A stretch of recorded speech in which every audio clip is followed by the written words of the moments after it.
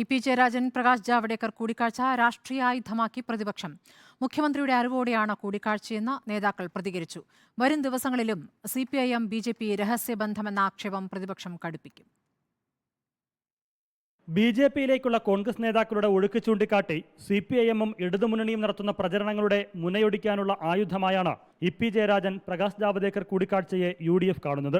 ജയരാജനെ തള്ളിപ്പറഞ്ഞെങ്കിലും വിഷയമുയർത്തി മുഖ്യമന്ത്രിയെയും പ്രതിരോധത്തിലാക്കാനാണ് കോൺഗ്രസ് നീക്കം.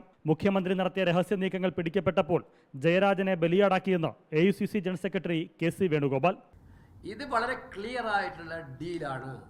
കേന്ദ്ര ഏജൻസികളെ ഭയപ്പെടുന്ന കേരളത്തിന്റെ മുഖ്യമന്ത്രി BJPയുമായിട്ടൊരു അവീത ബന്ധത്തിന് കൃത്യമായ ധാരണക്ക് കളമൊരുക്കുകയായിരുന്നു എന്നുള്ളതാണ് സത്യം. അത് വെളിച്ചത്ത് വന്നപ്പോൾ ഇപ്പോൾ ജയരാജൻ പ്രതിയായി, ജയരാജൻ ബലിയാടായി.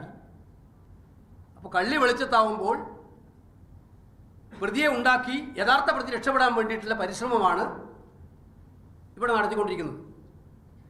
താനും പ്രകാശ് ജാവ്ദേക്കറെ പലവട്ടം കണ്ടിട്ടുണ്ടെന്ന മുഖ്യമന്ത്രിയുടെ പ്രസ്താവനയും പ്രതിപക്ഷം ആയുധമാക്കുന്നുണ്ട്. ജയരാജനെ വളഞ്ഞിട്ടാക്രമിക്കുമ്പോഴും പ്രതിപക്ഷത്തിന്റെ ലക്ഷ്യം മുഖ്യമന്ത്രി പിണറായി വിജയൻ തന്നെയാണ്. മുഖ്യമന്ത്രി അറിയാതെ ശ്രീ ജയരാജൻ ഇങ്ങനൊരു കൂടിക്കാഴ്ച നടത്തില്ല.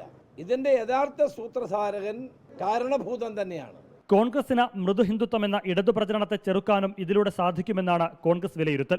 കോൺഗ്രസിനോട് ന്യൂനപക്ഷങ്ങൾക്ക് വിശ്വാസക്കുറവുണ്ടാകുന്ന സാഹചര്യത്തെയും ഇ.പി. ജാവ്ദേക്കർ കൂടിക്കാഴ്ചയിലൂടെ മറികടക്കാനാകുമെന്ന് കോൺഗ്രസ് നേതൃത്വം വിലയിരുത്തുന്നു. വീണുകിട്ടിയ ആയുധത്തെ ആ അർത്ഥത്തിൽ രാഷ്ട്രീയമായി വിനിയോഗിക്കാൻ തന്നെയാണ് കോൺഗ്രസ് തീരുമാനം. റിപ്പോർട്ടർ, തിരുവനന്തപുരം.